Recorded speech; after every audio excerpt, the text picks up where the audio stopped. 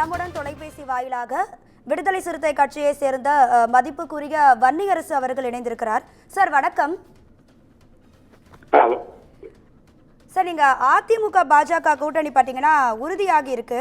அதுவும் முக்கியமா எடப்பாடி தலைமையில இந்த தேர்தலை சந்திக்க போறோம் அப்படின்னு அமித்ஷா அவர்களே சொல்லியிருக்காரு. முதல்ல இதை பத்தி நீங்க என்ன சார் நினைக்கிறீங்க? இன்னைக்கு அபிஷியலா உறுதிப்படுத்தி இருக்கிறாங்க. ஆனா இதுக்கு முன்னாடி இருந்தே அவங்க ஒரு அன்அபிஷியலா அவர்கள் இணைஞ்சுதான் செயல்பட்டாங்க. பல மசோதாக்கள் அவங்களை ஆதரிச்சதுல நம்ம பார்த்துட்டு இருக்கிறோம். பாஜக கூட அதிமுக கூட்டணி இல்லைன்னு சொல்லி எப்போதும் நான் உறவு வைக்க மாட்டேன்னு சொன்னவர் தான் மரியாதைக்குரிய எடப்பாடி பழனிசாமி அவர்கள். எஸ்டிபிஐ நடத்திய அந்த மாநாட்டிலே அவர் வெளிப்படையா அனௌன்ஸ் பண்ணாரு. இப்ப சமீபத்தில் கூட பல இடங்களில் அவர் பேசினாரு.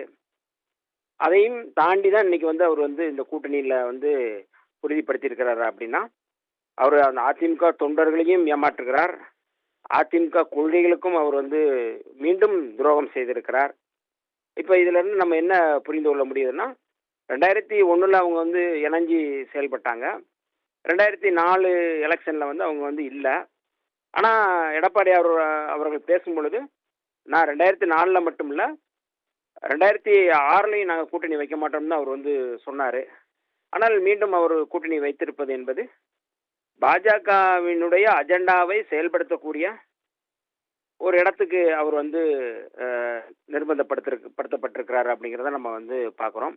அதிமுகவினுடைய அடிப்படை கொள்கைகளை மறந்து மீண்டும் அவர் பாஜகவோடு சனாதன சக்தியோடு அவர் இணைந்து செயல்பட்டிருப்பது என்பது அவர் அந்த கட்சிக்கே அவர் பின்னடைவு. அதிமுகவே இன்னைக்கு பின்னடைவே தான் சந்திக்க போகிறது என்பதில் எந்த மாற்று கருத்தும் இல்லை. அப்போ இந்த கூட்டணி கண்டிப்பா பின்னடைவை தான் சந்திக்கும் அப்படின்னு சொல்லியிருக்கீங்க சார். இணைப்புல உங்க கருத்துக்களை தெரிவித்ததற்கு நன்றி சார். நன்றி.